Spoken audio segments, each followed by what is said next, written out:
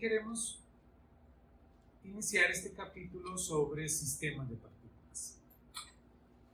La idea es poder avanzar un poco más en el conocimiento que tenemos, de poder tratar sistemas donde ahora no solo tenemos una partícula. Ya en la clase anterior habíamos tocado el tema a través del teorema de Dirichlet, pero ahora queremos de una forma más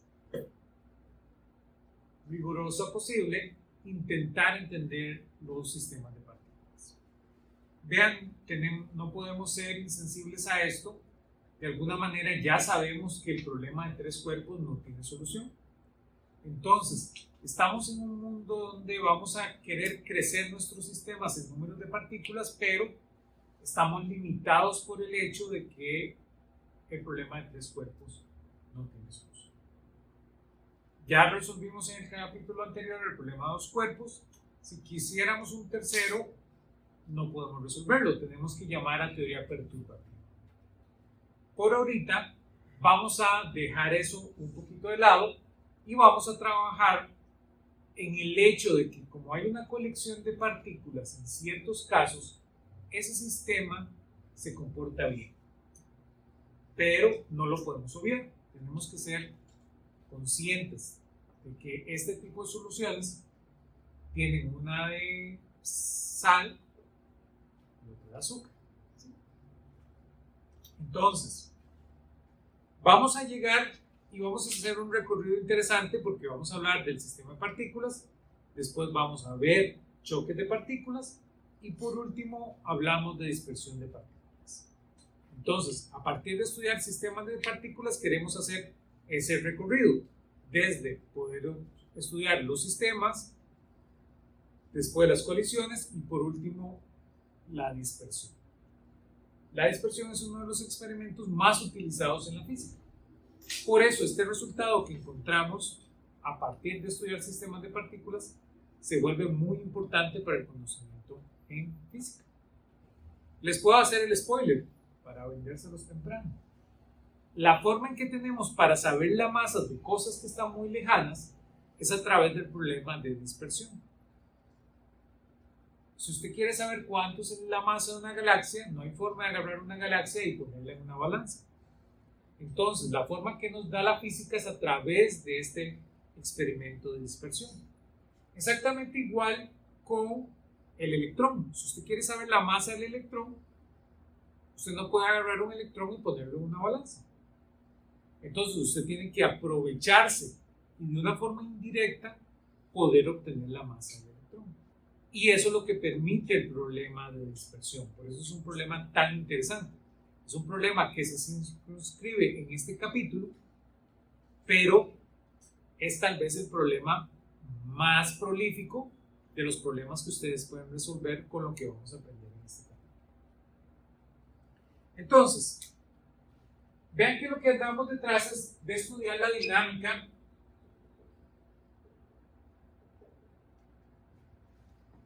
de un sistema de partículas.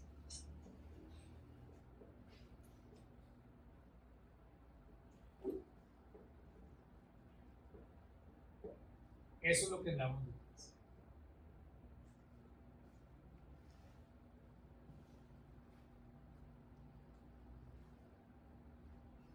Entonces, claramente, lo que vamos a entender es cómo se ven las leyes de Newton a través de un sistema de partículas. Ya nosotros sabemos algo de esto y podemos verlo como una aplicación relevante de la tercera ley de Newton.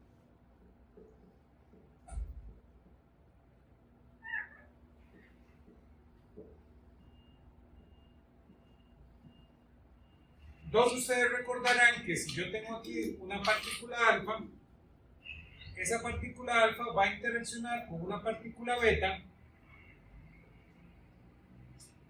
de tal forma que la fuerza que siente alfa debido a beta está relacionada con la fuerza que siente beta debido a la presencia de alfa.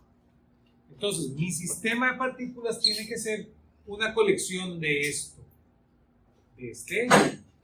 Entonces, la tercera ley nos asegura que la fuerza de alfa debido a la presencia de beta es menos la fuerza de beta debido a la presencia de alfa.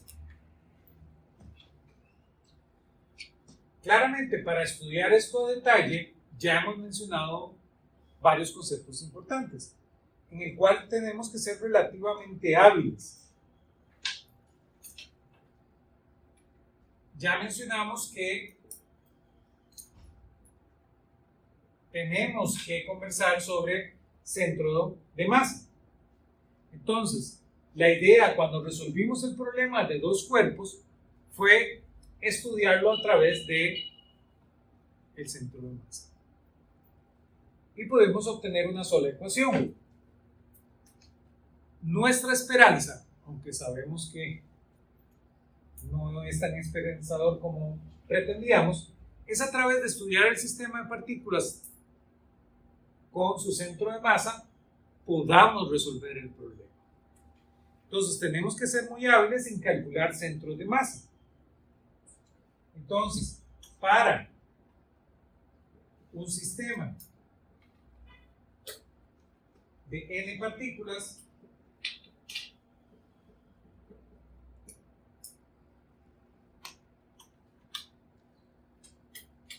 donde cada partícula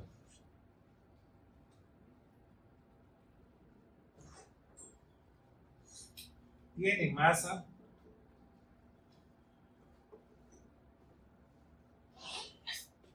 m sub alfa, sabemos que la masa de ese sistema va a ser la suma en alfa de todas las m alfa. Esa va a ser nuestra masa total. Ahora, si R sub alfa vector conecta a la partícula alfaésima,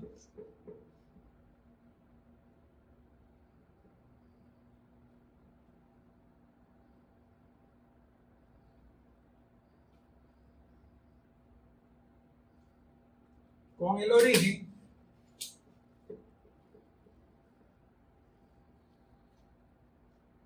el centro de masa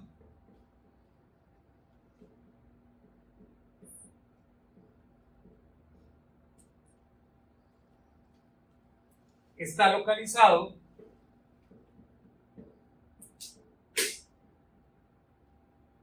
en R mayúscula vector igual a 1 entre m, que es la masa total, de la suma en alfa de m sub alfa por R sub alfa vector. Y esa va a ser la posición del centro de masa. Donde, claro, esto es para un número discreto de partículas. Podríamos tener un número continuo.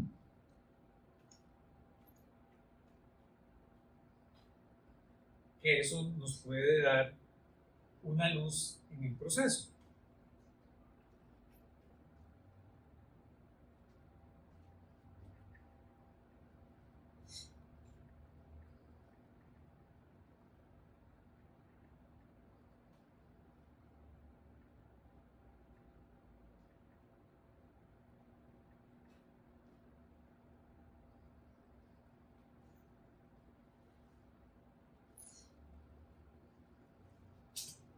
Vean que donde para una distribución continua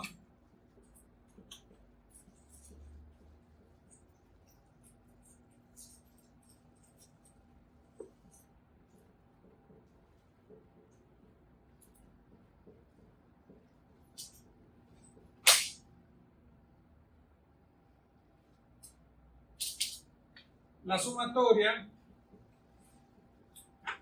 se vuelve una integral.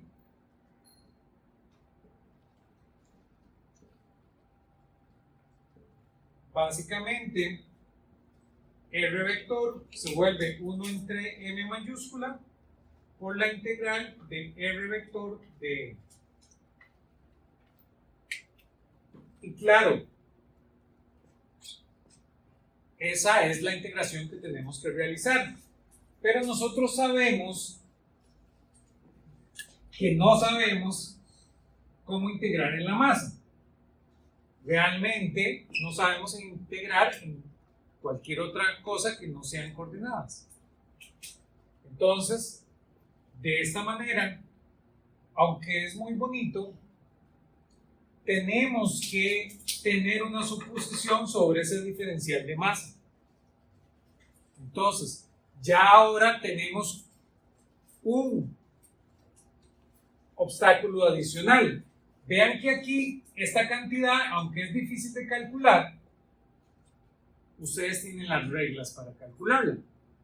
Evidentemente, si tenemos infinito número de partículas, a ustedes les va a tomar un infinito en poder armar esa sumatoria. Pero tienen las reglas claras de cómo armarla.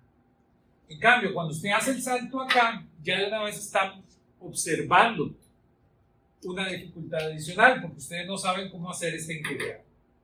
Necesitan información adicional para poder hacer esa integración. Ustedes ya lo saben, ¿sí? Ustedes ya lo han manejado, ustedes saben que van a necesitar introducir una densidad, pero necesitan información de esa densidad, ¿lo ven? Haciendo el problema un poquito distinto. Resolvamos un ejemplo. Encontremos el centro de masa, tal vez de un amigo como el iglú. ¿Se acuerdan? Entonces, ¿dónde va a estar el centro de masa del iglú? Que es de nuestros problemas favoritos.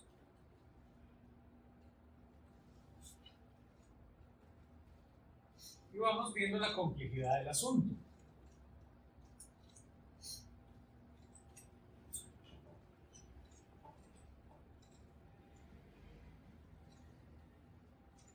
Entonces,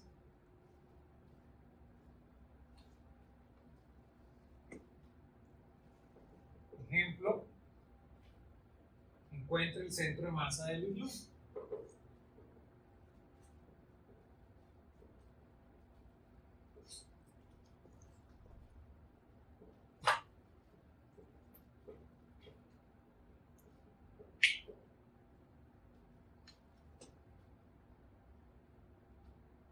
En este caso, ustedes recordarán que nuestro iglú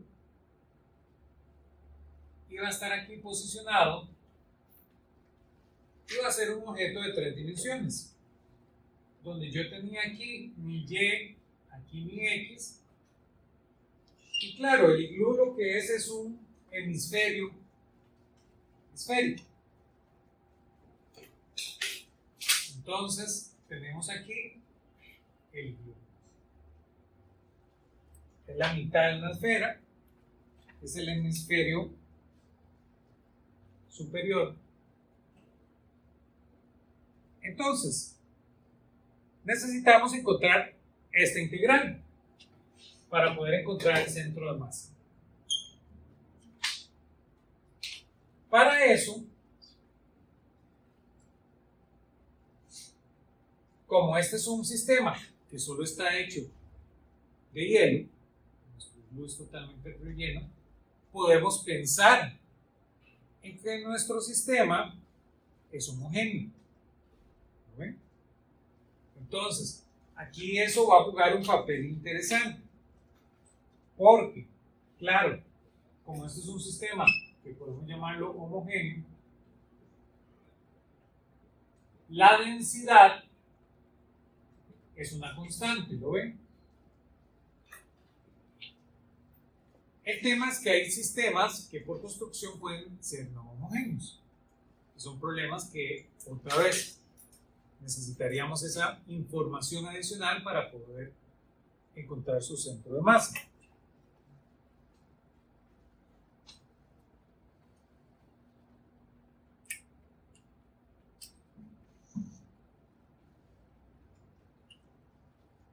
Entonces, vean que para este problema,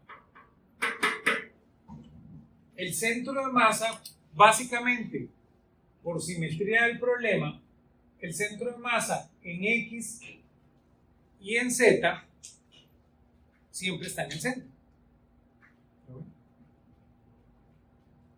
Claro, la integral les da ese resultado. Entonces, si ustedes no lo ven, no hay ningún problema, ¿sí? Ustedes harían la integral para X, harían la integral para Z y les da 0. Entonces, no hay ningún problema. Esto no es un paso que sea importante. Pero nosotros, para poder ver la integral como tal, vamos a tomar eso en cuenta. Vamos a recordar que en este caso, por la simetría y como es homogéneo, realmente el centro de masa está en X igual 0, Z igual 0. Lo único que cambia va a ser el Y. Entonces, realmente la integral que yo tengo que estudiar es Y igual a 1 entre la masa por la integración. Vean que en Y solo puede ir desde 0 hasta A, donde A va a ser el radio de mi iglú, ¿sí? Entonces, recordemos que el radio aquí va a ser A. Entonces, esa integral va a ir desde 0 hasta A por R vector. Pero vean que R vector en este caso va a ser Y por el diferencial de masa. Entonces, yo lo que necesito es poder resolver esta integral.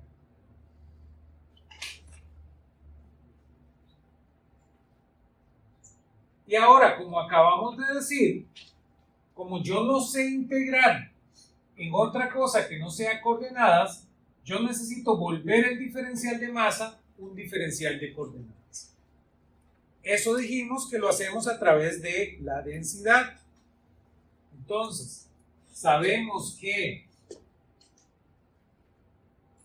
el diferencial de masa es igual a la densidad por el diferencial de volumen, donde ahora sí, el volumen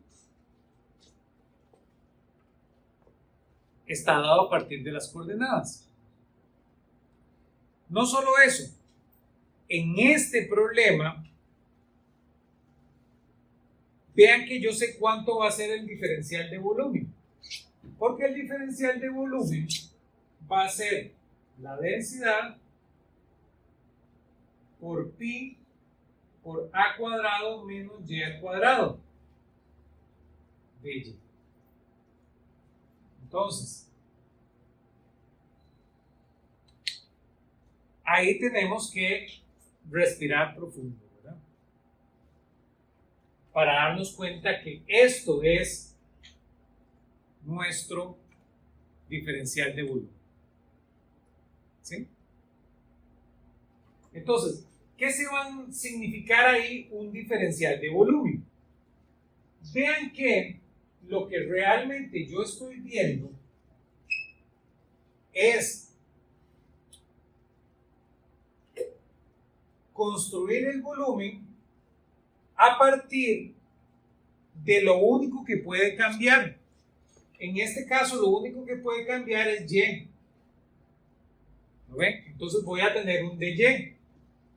Pero entonces, yo voy a tener este objeto. Este que está aquí.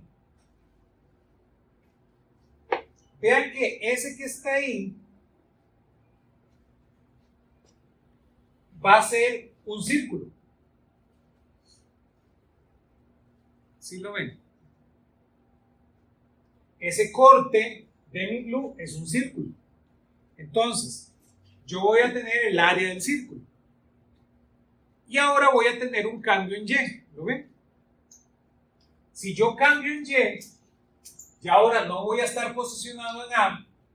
Un cambio en Y me va a generar este pedacito. ese pedacito acá es un dy, es un cambio. Pero vean que ese circulito, ¿lo ven? Va a ser otro circulito. Y yo necesito el volumen que se va a ver contenido ahí. El volumen que se va a ver contenido ahí, vean que va a ser este, ¿verdad? Que va a ser el área, ¿lo ven? Pi a cuadrado de uno de los circulitos menos el área del otro circulito. Por ahora la altura. ¿Lo ven? Eso me da las tres dimensiones, un área por una altura, donde la altura es exactamente lo que está cambiando mi dy. Entonces, el cambio de volumen que ocurrió de este punto a este punto es exactamente este. ¿Sí?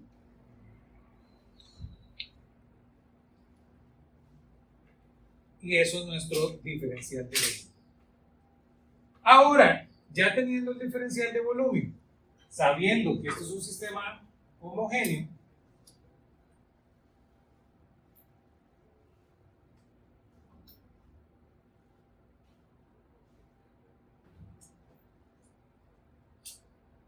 yo sé que para todo sistema homogéneo también se cumple que la masa total es igual a la densidad por el volumen total. Entonces, realmente yo puedo obtener de aquí la densidad. La densidad es la masa entre el volumen total. En este caso, el volumen total va a ser el volumen de una esfera. ¿Sí? Entonces, este objeto va a ser 3 medios de m por pi a al cubo. Ya con eso puedo sustituir en integral y puedo hacer la integración.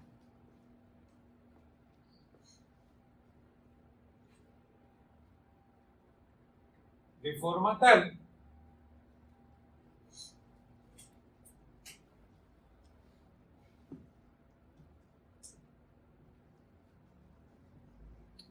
que voy a tener que y mayúscula va a ser igual a 1 entre m mayúscula por la integral de 0 hasta a de y por el dm, pero vemos que el dm es rho por pi por a cuadrado menos y cuadrado, todo por dy.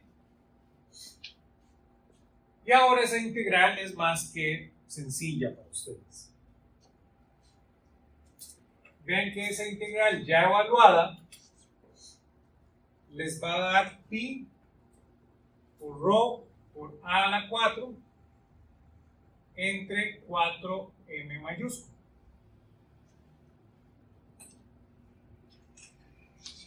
Y ahora sustituyo el valor de rho.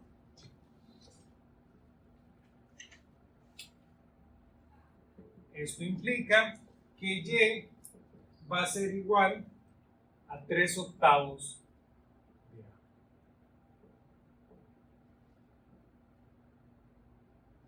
Dicho de otra manera, R vector va a ser igual para el iglú 3/8 de a en dirección y. Y esa va a ser nuestra respuesta para nuestro problema.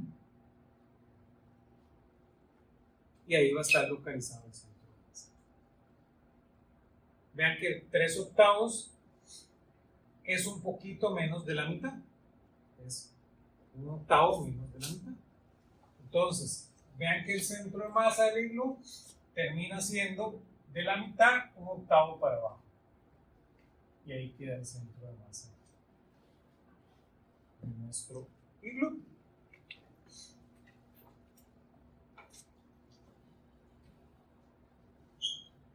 A partir de esa cantidad de centro de masa, debo ser capaz de encontrar otras cosas.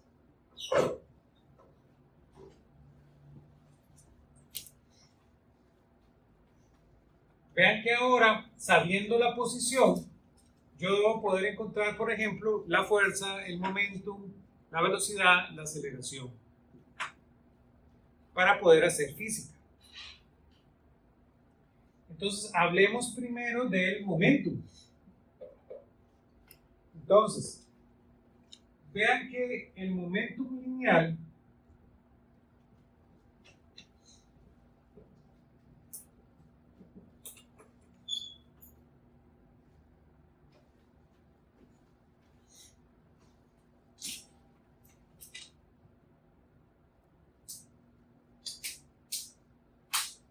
del sistema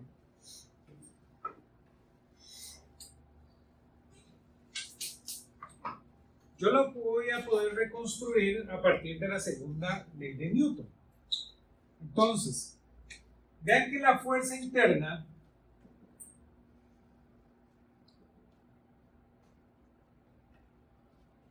le voy a llamar F sub alfa, donde F sub alfa básicamente va a ser la sumatoria en beta de todas las fuerzas F alfa beta.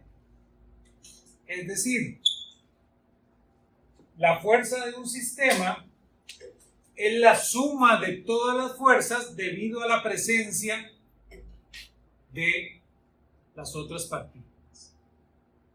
Entonces, la fuerza interna tiene que ser igual a este.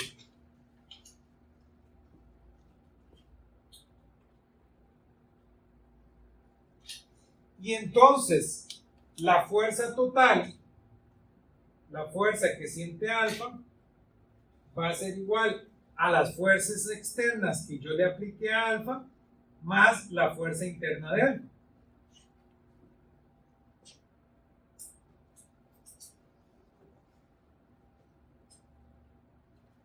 Pero yo sé que entonces la fuerza como vector simplemente va a ser la masa total del sistema por R punto vector.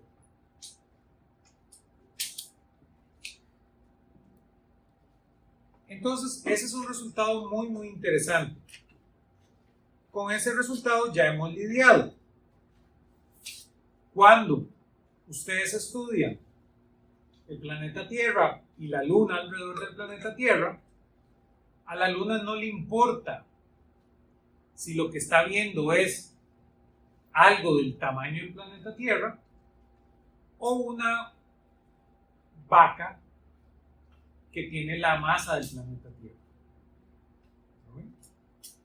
Si ustedes pusieran una cortina frente al planeta Tierra, la Luna no podría saber qué es el objeto que la está haciendo orbitar.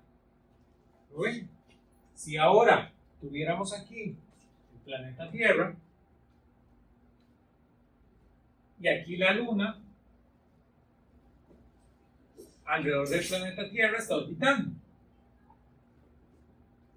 Pero si ustedes ponen una cortina para que la Luna no vea el planeta Tierra, ustedes podrían quitar el planeta Tierra y poner algo de la misma masa, que la Luna se comporta exactamente igual. ¿Sí?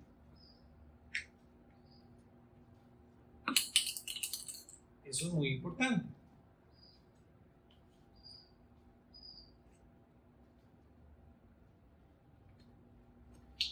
Eso es lo que estamos observando. Veamos eso, ¿qué significa entonces matemáticamente? Voy a borrar por acá.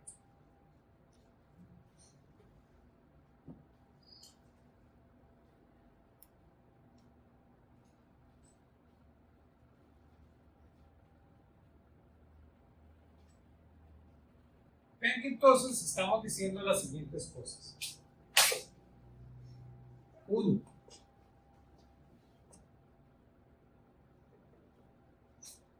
El centro de masa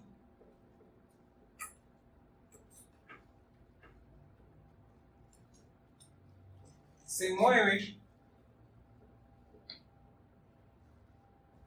como si fuera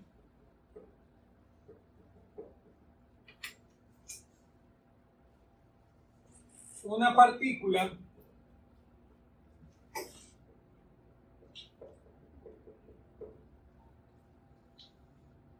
de masa igual a la masa total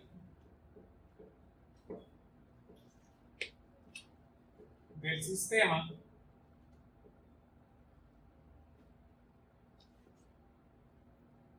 donde solo actúan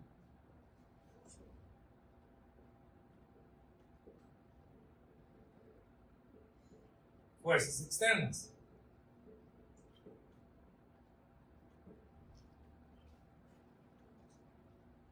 Entonces, si yo ahora veo el sistema a través de su centro de masa, todas las fuerzas son externas.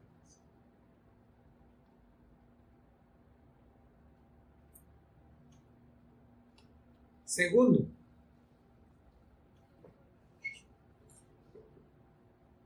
el momentum lineal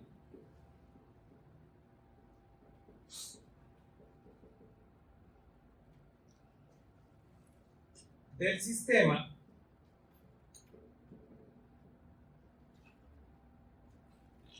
es el mismo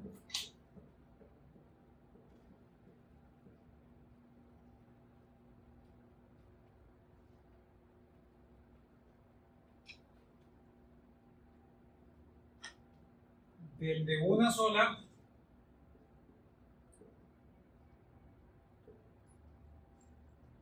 partícula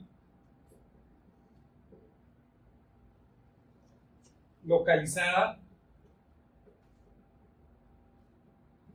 en el centro de masa y moviéndose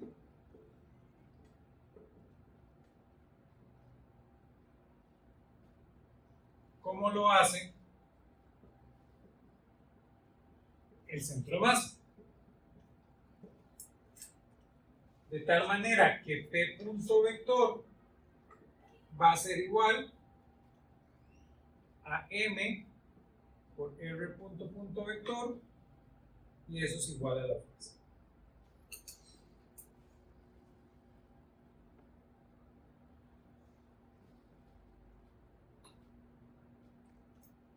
Vean que entonces, de tercer punto, voy a tener que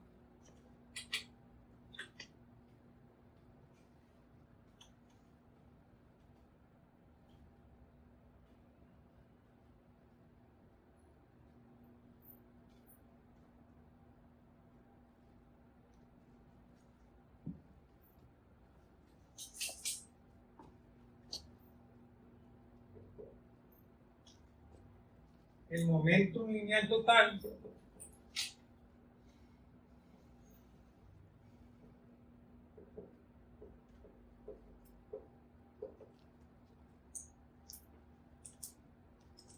para un sistema libre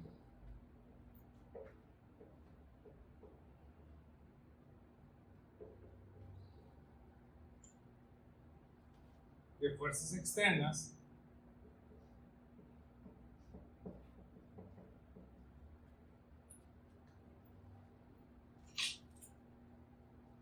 es constante e igual al momentum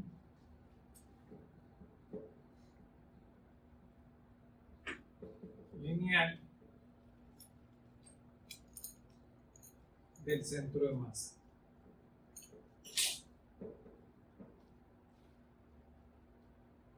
Vean que de esa forma aún puedo definir el momentum angular. Vean que el momentum angular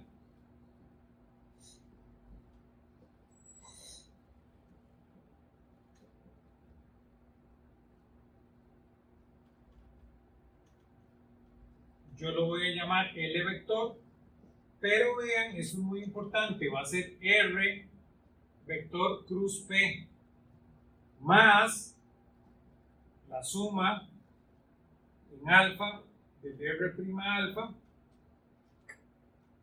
vector cruz P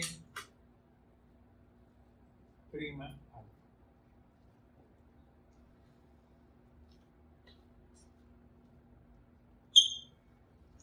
Dicho de otra manera, el momento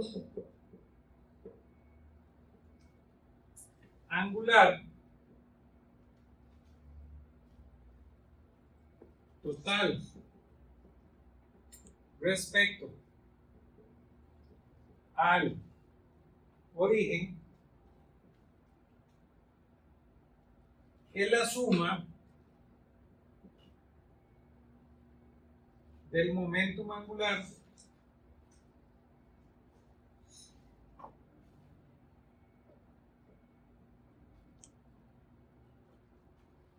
del centro de masa con respecto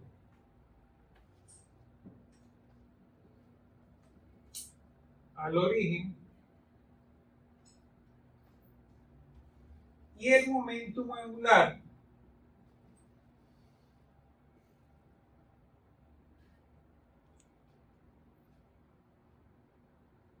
del sistema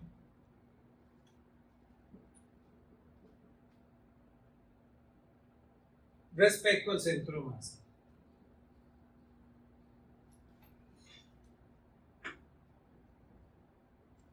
Entonces tengo dos partes, ¿lo ven? En el caso angular tengo esta parte y tengo esta parte. Eso es muy importante de verlo.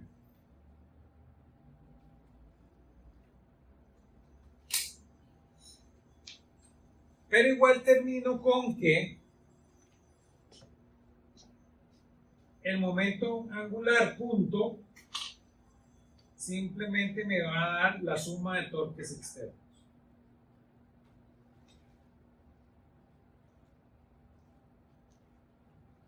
Visto desde ese cuadro.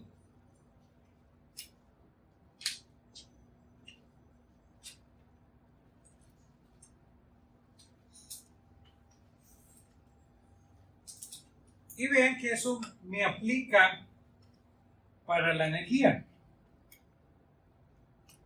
A partir de eso puedo redefinir la energía. Acá.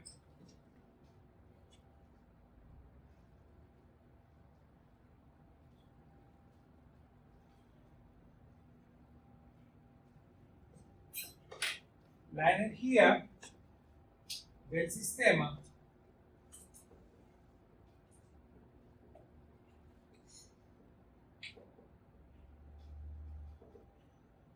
vean que va a ser entonces que la energía cinética va a ser la sumatoria en alfa de 1 medio de la m alfa por la v' alfa al cuadrado más 1 medio de la masa por la velocidad del centro de masa al cuadrado. Es decir, la energía cinética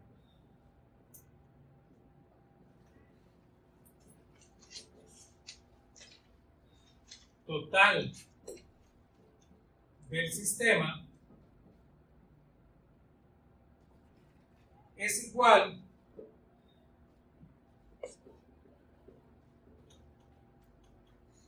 a la suma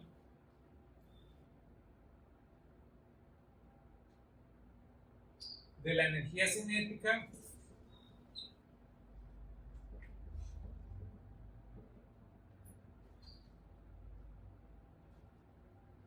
de una partícula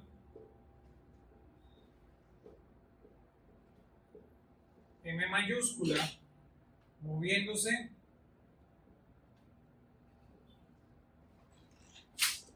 a la velocidad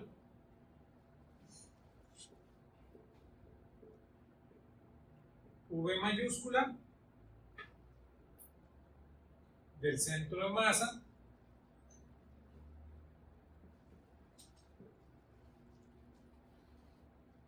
y la energía cinética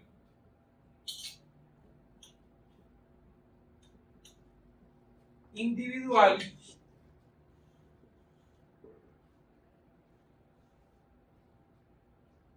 de las partículas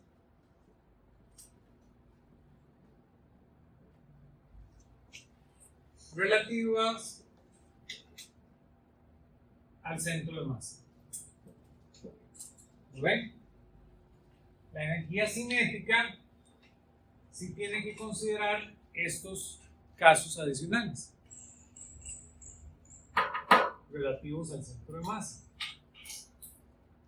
Es tanto la energía cinética del centro de masa más todas las energías cinéticas relativas.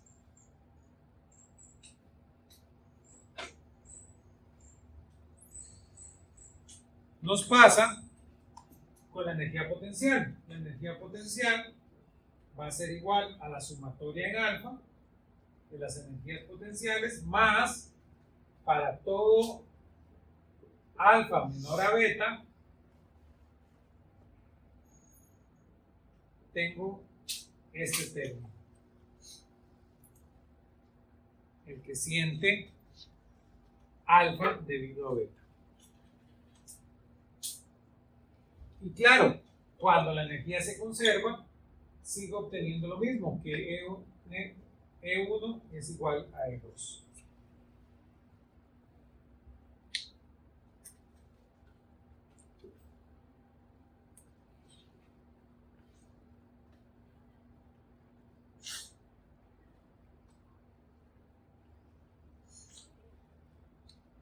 Y claro, el mejor ejemplo para ver esto son las colisiones de partículas, que les decía que por eso nos interesa ese tema.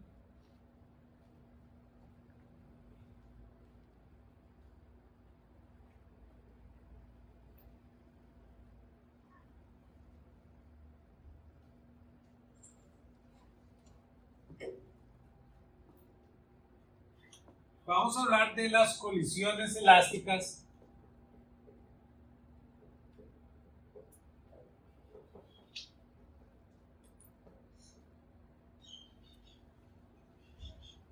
de dos partículas.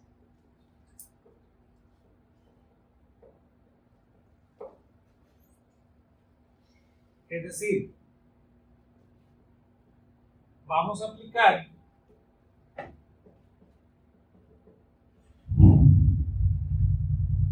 las leyes de conservación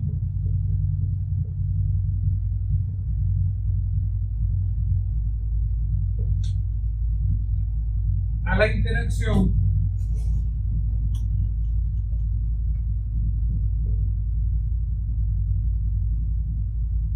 entre dos partículas.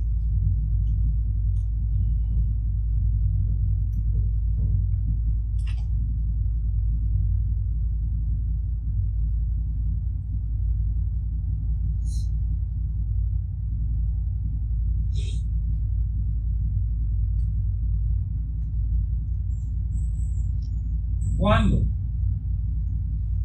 dos partículas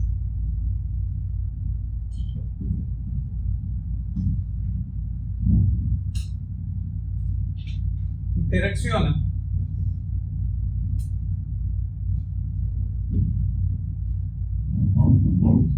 el movimiento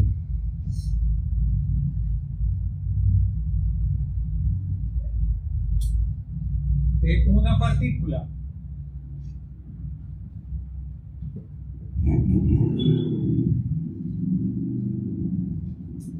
respecto a la otra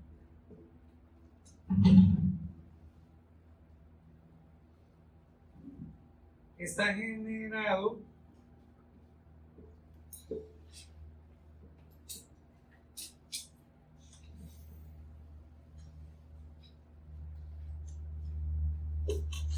por la fuerza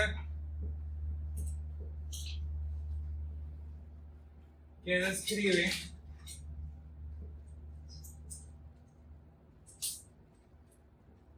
la interacción.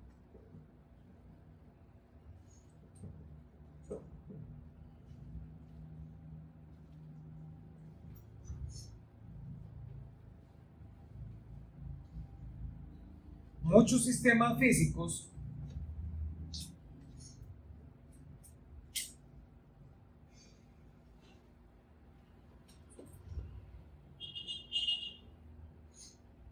se simplifican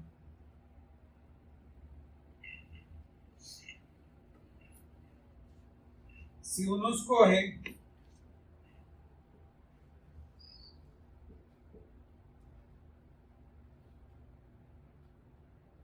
un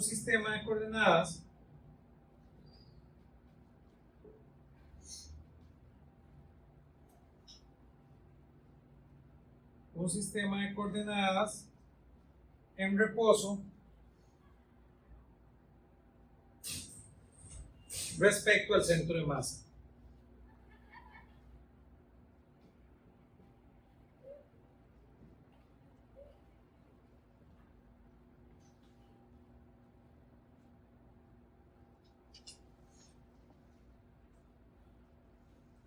Veamos el caso de la colisión elástica.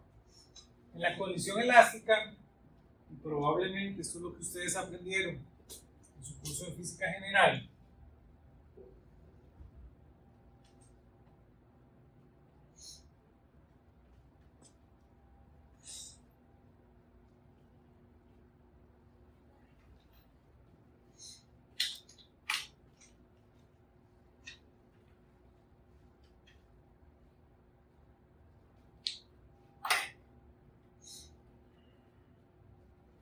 la colisión elástica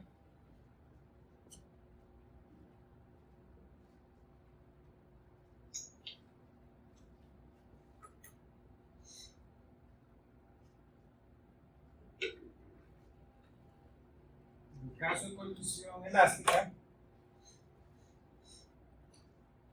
de dos partículas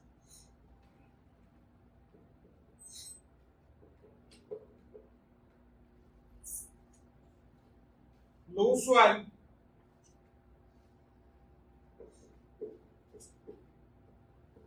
es que una se mueve y la otra está en reposo.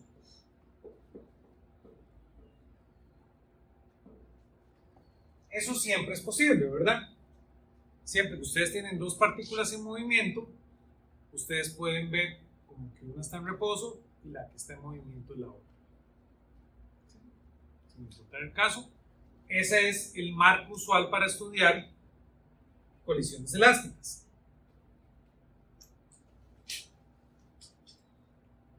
Pero lo que estamos diciendo es que ahora nos aporta información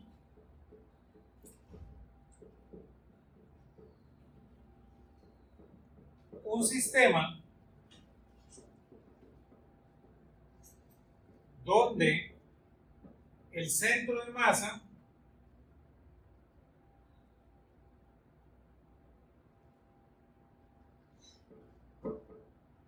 está en reposo.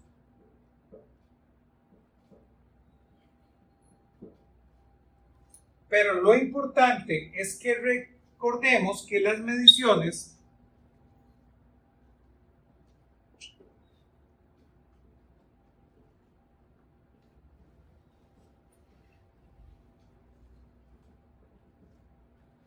se hacen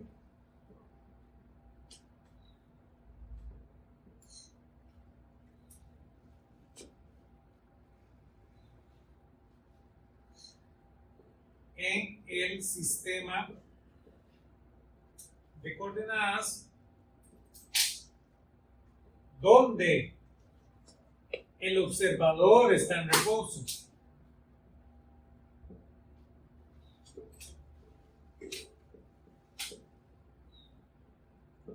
A ese le conocemos como el sistema de coordenadas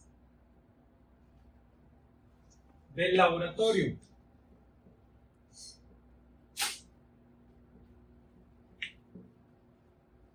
Entonces, las mediciones que vamos a obtener las hacemos pensando en que el observador está en reposo y no el centro de masa. Entonces necesitamos convertir esto en esto. ¿Lo ven?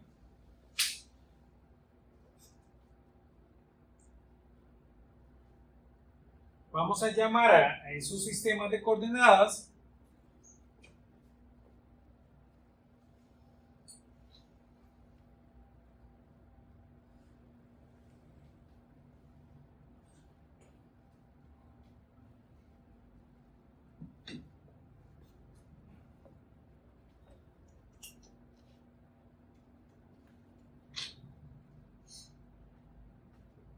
los llamamos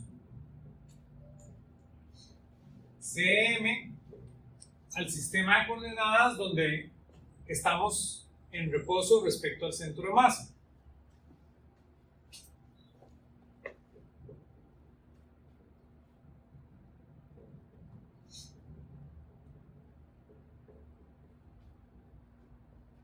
Y al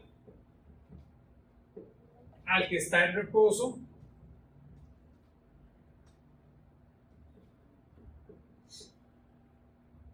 con respecto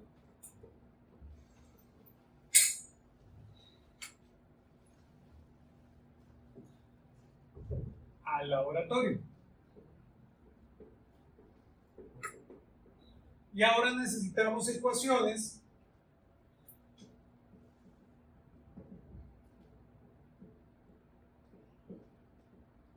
que conecten el centro de masa con el laboratorio.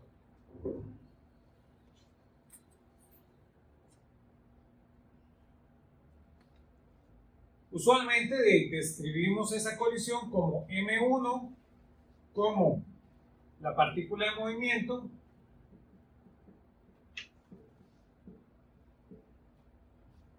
y M2 la partícula en reposo.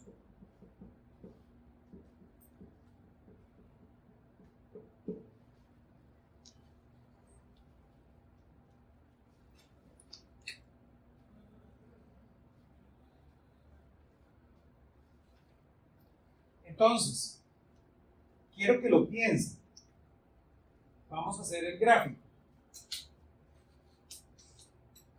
Quiero que piensen en este asunto.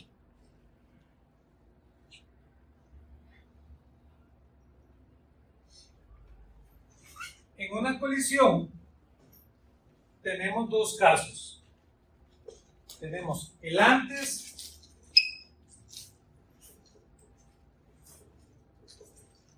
y tenemos el después.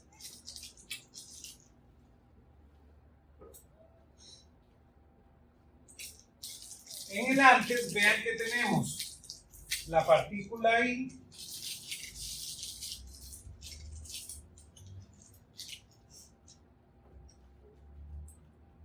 M1, la cual está en movimiento, y tenemos la partícula M2 que está en reposo.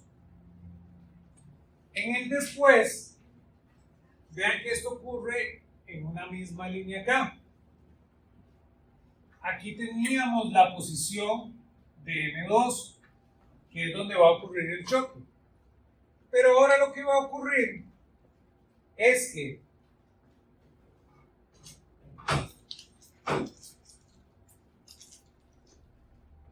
M1 queda por acá y M2 queda por acá.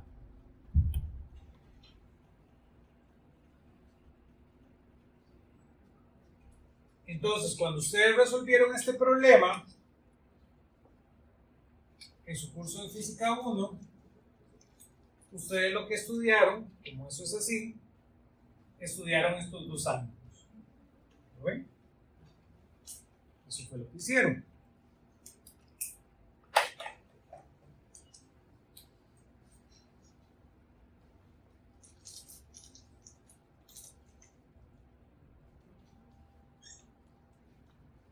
Al ángulo de acá le llamaron psi y al ángulo de aquí le llamaron zeta. Esa letra Z griega. Y por supuesto, ¿verdad? M2 pudo haber quedado arriba, pero lo que pasa es que entonces Z les da negativo y C les da negativo. ¿Sí? No es que no pueda ocurrir. ¿Qué va a pasar ahora respecto al centro de masa? ¿Lo ven? Formalmente, este es el sistema del laboratorio. ¿Lo ven? Ese es el sistema que podemos resolver. Este es el sistema donde podemos tomar mediciones. Pero ahora va a estar el sistema del centro de masa. ¿Qué pasa respecto a ese sistema? Vean que respecto al centro de masa,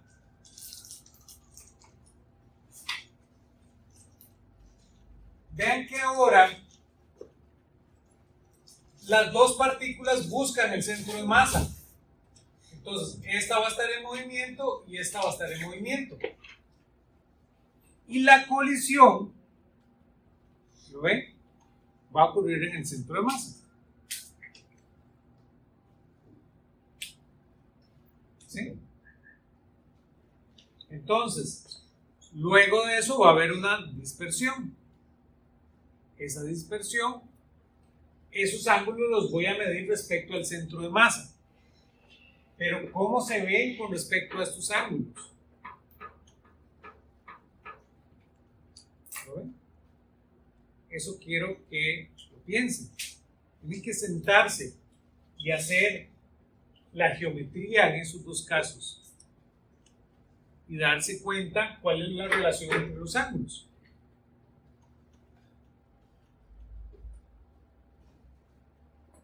Vean que va a pasar lo mismo, las partículas van a quedar en estas dos posiciones, van a ser las mismas posiciones finales, ¿lo ven? Pero, ¿qué pasa con esos ángulos? ¿Cómo se van a ver? Para después poder relacionar las ecuaciones. Piensen un poquito en eso y con eso empezamos la próxima.